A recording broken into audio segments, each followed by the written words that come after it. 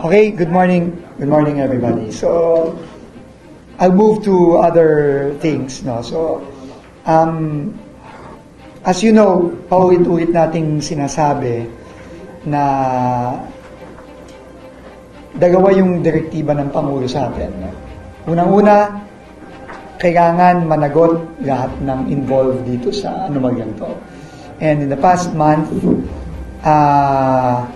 sunod-sunod ang mga ginagawa nating mga aksyon para mapanagot hindi lang yung mga tao sa loob ng DPWH na involved dito, pero yung mga kontratista na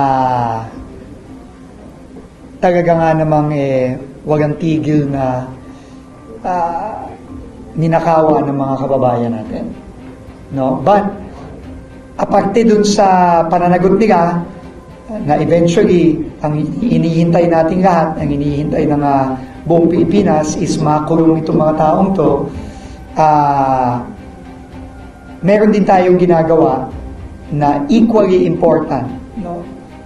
Kailangan maibalik natin ang pera ng mga kababayan natin. So, ngayon na may ICI na, tuloy-tuloy ang kanilang konkretong aksyon para filean ng mga sunod-sunod na kaso itong mga dapat managot from top to bottom. No, nakita naman natin, tuloy-tuloy ang trabaho ng ICI, mabilis silang umaksyon. Meron nang na-refer sa ombudsman this week, and hindi ako magtataka kung meron pang mga bagong mga referral sa mga susunod na linggo. Sunod-sunod na rin ang pagpapatawag nila ng mga nakikita nilang pwedeng makatulong sa kanilang investigasyon. Tuloy-tuloy po yung trabaho ng ICI. Tayo naman sa DPWH, tuloy-tuloy din ang ginagawa natin. No? Para mapanagot, hindi lamang yung mga nasa loob ng DPWH, para talagang malinis na natin ang ahensya dito sa mga masasamang taong walang tigil na ninakawan yung mga kababayan natin. Pero yung mga kontratista, tulad nila Diskaya, nila Wawaw, nila SunWest, nila Sims, etc. So, kanina umaga, bago tayo pumunta dito, nag-file tayo ng 12 kaso, 12 cases involving 12 projects involving multiple contractors. Ito ay nakuha natin nung tayo'y umattend sa Blue Ribbon hearing several weeks ago na sinuggest ni Senator Bam Aquino na mag-file sa Philippine Competition Commission ng cases against bid rigging and bid manipulation.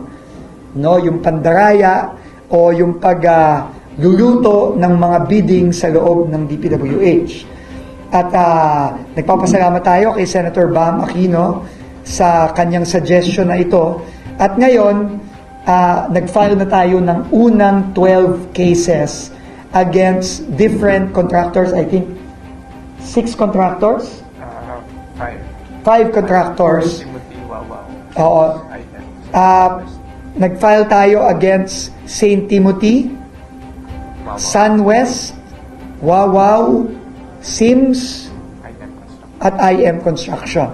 Ito yung mga finailan ng DPWH ng kaso, at alam nyo naman, ang SunWest ay finailan na rin ng ICI sa ombudsman this week. So, 5 contractors involving 12 projects. At ang hinihingi natin dito sa PCC ay imbestigahan sila against bid manipulation na may kaukulang penalty per contract violation. So, ang gagawin nating strategy dito, we will be filing per contract violation here. No? So, ito yon, no? 3 contracts ng Wawaw, 2 contracts ng IM, 2 contracts ng Sims, 2 contracts ng St. Timothy, at 3 contracts ng SunWest. No? So, ang penalties dito ay for first violation, 110 million pesos per contract. Initial yun, no, for first. Pero yung mga susunod, pwedeng umabot hanggang 250 million per contract. So, ang estimate namin dito pa lang sa 5 contractor na to at 12 projects pa lang na ito ay 2.3 billion pesos na ang pwedeng patawang penalty sa kanila ng PCC kapag nakita ng PCC na talagang merong bid manipulation at bid collusion. Alam nyo naman, si Diskaya mismo ay umamin sa Blue Ribbon na yung mga iba't iba nilang kumpanya nagmomoro-moro dito sa mga bidding na ito at kasama yon sa mga sinabmit nating ebidensya sa PCC. At una pa lang ito. No, kagaya nung ginawa natin ngayon sa PRC na nagpapa-revoke tayo ng mga lisensya, ang unang 12 contracts na ito, una pa lang ito sa mga ifa-file natin in the coming weeks. And just to give you an example, no? Next slide please. Ang Diskaya from 2016 to 2025, 1,214 flood control projects. Diskaya pa lang yan. At yan ay hindi lang natin isasubmit sa PCC, pero isasubmit din natin yan sa ICI. No, alam nyo naman, ang mandato ayon sa executive order ng ating Pangulo ay past 10 years. No? So, uunahin natin itong mga flood control projects ng mga iba't ibang kontratista. Ito, Diskaya pa lang. At kung papatawan ito ng mga penalties ng PCC sa mga susunod na linggo, susunod na buwan na ifa-file natin, aabutin, Diskaya pa lang, ang estimated naming penalties dito ay aabot na ng 300 billion pesos. Penalties pa lang yan.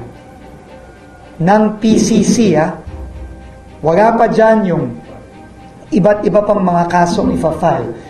Uulitin ko, sabi ng Pangulo natin, kailangan managot lahat at kailangan maibalik ang pera ng taong bayan at isa itong mga kasong ito sa mga paraan para maibalik ang pera ng taong bayan. At hindi kami titigil dito. Sila Yusek Rico, sila Yusek Rafi, sila General Ato, sila nagbubuo nito ngayon at tuloy-tuloy tayo magfa-file against all these contractors. At ulitin ko, itong 300 billion na ito sa Diskaya pa lang yan. Okay? We have the contract amount for the 1,000. You can get it here already. You have the contract amount for the 1,214 flood control projects of Diskaya from 2016 to 2025. It's roughly close to 80 billion pesos. 77.9, so 78 billion pesos. 77.9 billion pesos. Teka, sorry, mali yata. 77 billion, tapos ang estimated penalties mo, 300 billion. Ba't ganun? Kasi 250 million yon per contract. Or FC lang yan. May FC lang, no? So anyway, so yan ang, sigurado kayo dyan, ha? So yari siya, mas magaki pa ba yung penalty nila dun sa contract amount na yan. Pero anyway, ano naman yan, no? This is just the maximum, no? The maximum penalty is 250 million per contract. But I guess that depends on how much the contract is, no? So we will leave it up to PCC what the penalties will be. But that is the maximum contract based on the law, on the Competitiveness Act. Malaki yan. 77 billion. Ang laki yan. Ang laki yan. Ganto na ga.